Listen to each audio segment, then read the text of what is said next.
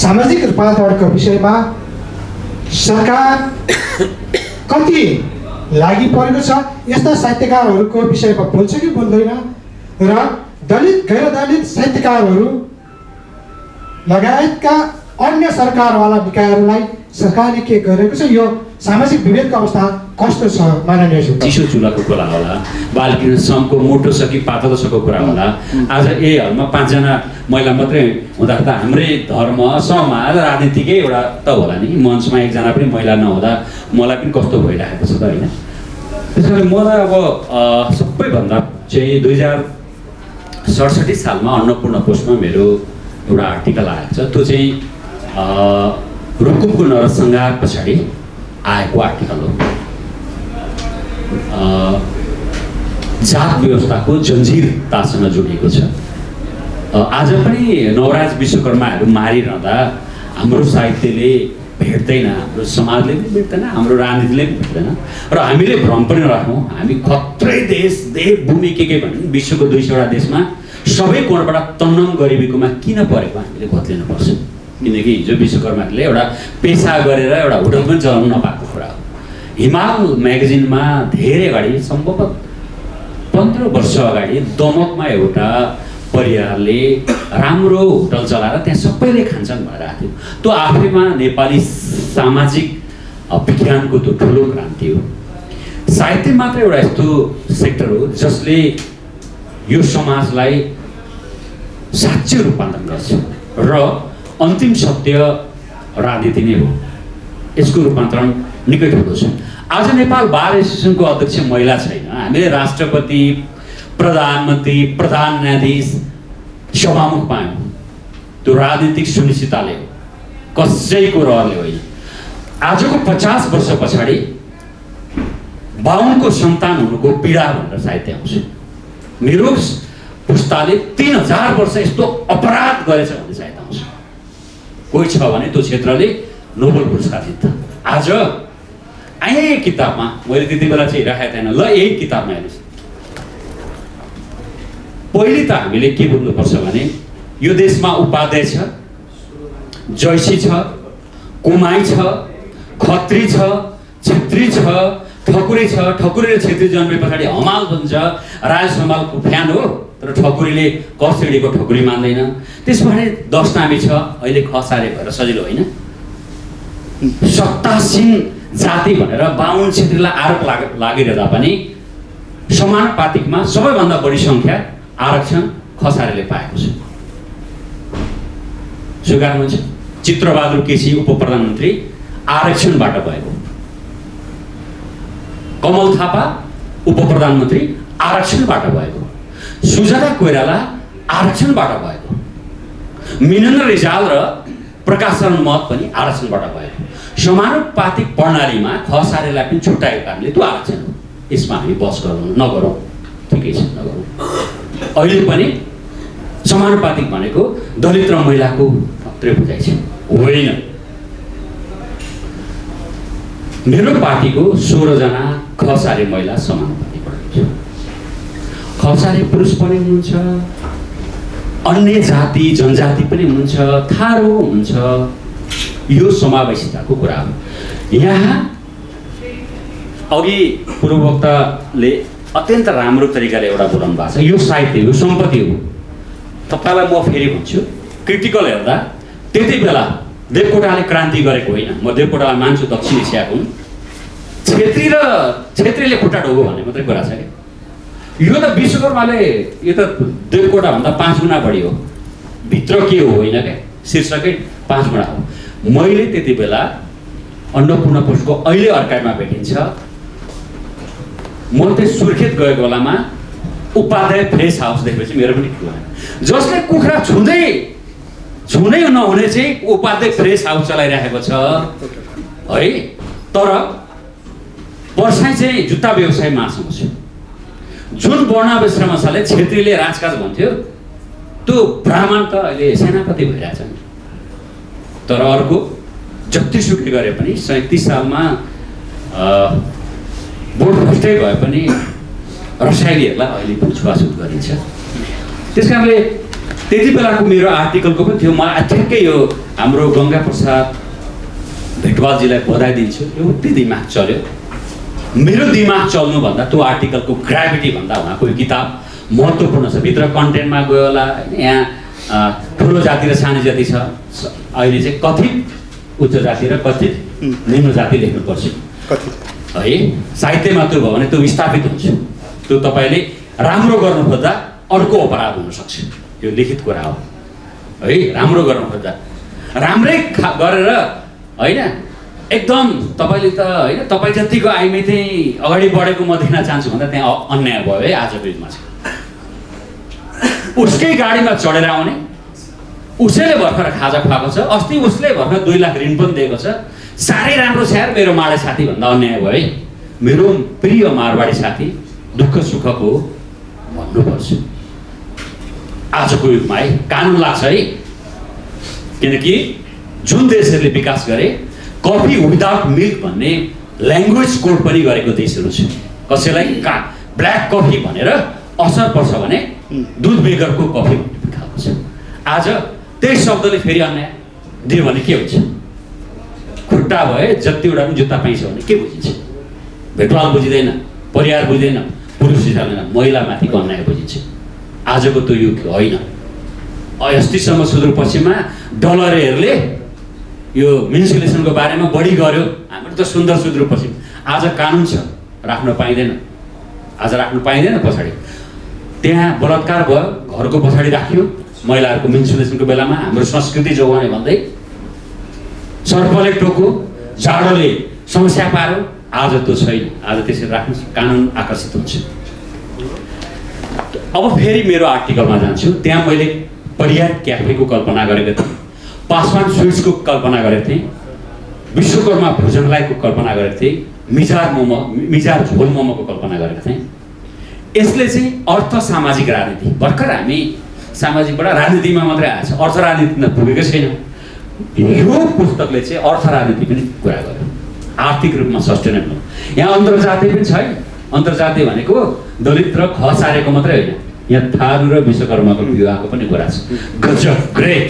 किनकि सिक्किम, जापान अथवा दार्जिलिङ अथवा काठमाडौँले जुन एडप्सन पावर गरेको छ त्यो डरलाग्दो कुरा छ। त्यो स्वीकार्यले राम्रो गरेको छ। कम्युनिस्ट पृष्ठभूमिका, वाम पृष्ठभूमिका जो नेताहरू स्थापित भए, साक्य, वज्राचार्य, श्रेष्ठ घर बसेर घर ज्वाइँ गरेर त्यही घरको मालिक भएर सोसल सेक्युरिटीमा स्ट्रङ भएर भएको छ। 41 जना, 9 जनाको मन्त्री, नेपाल जना त खलाल, ईश्वर पोखरेल हुँदा हाम्रो पोखरेलजीको पनि शशि श्रेष्ठ हुँदो रहेछ। यस्ता धेरै छन् चित्रकार होइन। हाम्रा अर्को बोराजीको अर्को साक्य, त्यतातिर नजाउँ। त्यो पनि एउटा क्रान्ति थियो, ठुलो क्रान्ति थियो। यो आफैमा एउटा क्रान्ति हो। लेखकलाई जति बधाई पनि दिए हुन्छ, किन यो शीर्षक महत्त्वपूर्ण कुरा हो। यसले अरू धेरै पढ्नै पर्दैन क्या, यसमा धेरै व्याख्या गर्नै पर्दैन। अघि पूर्ववक्ताले चिसो चुल्हा त्यो चान्चुने कुरा, उहाँ राणा हुनुहुन्थ्यो कि उपाध्याय हुनुहुन्थ्यो। कालीकोटमा आज पनि पाण्डेहरू अल्पसङ्ख्यक छ। त्यहाँका ठकुरीहरूले ओठ बस गराएको छ होइन। हामी त राजाका सन्तान, हामीको आखिर त वर्णाश्रमले त एक श्रेणीको त मान्दैन, त्यहाँ उपाध्याय नै छ। र आजको यसमा रेकर्ड भइरहेको बेलामा यसो हेरौँ त, विश्वकर्माले सर्ट फर्म बिके लेखेर सेफ साइड भइरहँदा उपाध्याय र शर्मा लेखे जस्तो हुँदो रहेछ। खत्री गाउँ सुन्नु भएको तपाईँले? ठुलो भयो खत्री, नयनबहादुर खत्री पूर्व प्रधानमन्त्री। त्यो खत्री चाहिँ उपाध्याय जस्तो, शर्मा जस्तो इज्जतदार नभएपछि त्यसलाई सर्ट फर्म राख्न थाल्यो। खत्री छेत्री केसी है, कार्की छेत्री। उपाध्यायको मुनि त्यहाँ पनि भात भान्सामा स्वीकार नगरेका कारणले, किन त्यसकै अवसरमा आज छौँ, 1910 को मुलुकीमा आज छौँ। कौन्छ 400 वर्ष अगाडिको हामीले सामाजिक न्यायको अभ्यास गरेर 400 वर्ष अगाडिको बेलायतले गरेको संसदीय अभ्यास आज हामी 16 सालमा यसो गरेको थियौँ। पञ्चायतभरि राष्ट्रिय पञ्चायत भयो, भर्खर त गर्दैछौँ। त्यस कारणले हामी विश्व रङ्गमञ्चमा सामाजिक न्यायको कोणमा धेरै पछाडि छौँ, धेरै पछाडि छौँ। त्यो स्वीकार्नुपर्छ।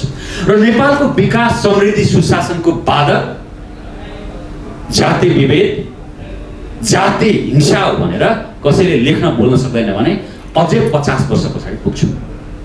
हुटाले चलाउन नसक्ने काठमाडौँमा होइन, त्यो आर्टिकलको मेरो पनि विषयमा चाहिँ थकाली खाना चाहिँ ब्राह्मणले चलाउँदा पनि ब्रान्ड भयो होइन, नेवा परिकार जसले चलाउँदा पनि ब्रान्ड भयो, कार्की बेङ्केट चल्ने, थापा खाजा घर चल्ने, उपाध्याय फ्रेस हाउस चल्ने, तर परियार क्याफे, पासवान स्विट्स, मैले पासवान त स्विट्ससँग जोडेर स्विट्स कल्चर मधेसमा बढी छ होइन। पाहाडमा हामीले पाहाडमा चामल नभएको कारणले करोडौँ जनसङ्ख्या अरबौँ जनसङ्ख्या भए पनि हामीले त दसैँ त नेपालीको मौलिक हो नि त, दशहरा भए पनि नेपालको मौलिक दसैँमा टिका आउने पाहाडै कल्चर हो। कसैले अनुसन्धान गरे हुन्छ मधेसमा दसैँ पनि मानिने अनि टिका चाहिँ किन नलाउने, त्यो चामलको इम्पोर्टेन्ट देखाउँछ। मैले अनुसन्धान गरेको छु, यति चाहिँ म यहाँ कोही अनुसन्धानवालालाई भन्छु, तपाईँसँग जे छैन त्यही महत्त्वपूर्ण। त्यस कारणले म फेरि पनि धेरै नै बधाई दिन चाहन्छु। हाम्रो धर्म संस्कृतिले शुद्र हुँदै पञ्चायतसम्म आउँदा अछुत हुँदै आज दलित भएको पछि के हुन्छ हामी नै खोजौँ। किनकि गान्धीले इन्डियामा तिमीहरू हरिजनका सन्तान भन्दा पनि हरिजन दलितकै थर भइदियो। दक्षिण एसिया किन पछाडि छ फेरि विश्व मञ्चमा? तिमीहरू ऋषिदेवको सन्तान भनेको मुसलले थर अहिले ऋषिदेव लेख्छ। तिमीहरू रामको सन्तान भन्दा अहिले हाम्रो मधेसमा चमारहरूले राम लेख्ने हो क्या। किन भन्दा समाजले अझै नस्वीकारेको कारणले हो। अब यहाँ मैले अघि नै शाकाहारी खाना र ऊ चाहिँ हिन्दूसँग जोडिएको छ, त्यो सकारात्मक छ। मैले अघि पनि सबैभन्दा ठुलो जातका एउटा गालीकोटकी एक माथिल्लो भनेपछि यो यति राम्रो कुरा गर्दा गर्दै यो नियत खराब नभए पनि हात अगाडि बढिहाल्छ नि त होइन, हात अगाडि बढिहाल्छ नि, किन त्यही पृष्ठभूमिबाट आएको र यो उहाँले नियत राखेर गरेको होइन क्या। कहिलेकाहीँ दस्तावेजिङ गर्दा एउटा गल्ती गर्छ, यो त रहिरहन्छ। त्यस कारणले मलाई विश्वास छ यसको दोस्रो संशोधन आउँछ। यसमा सोसल जस्टिस क्याम्पेनरको रूपमा गङ्गा प्रसाद भेटवाला आउँछ। त्यतिन्जेलसम्म यो डाक्टर गङ्गा प्रसाद भेटवालकै रूपमा यो आउँछ।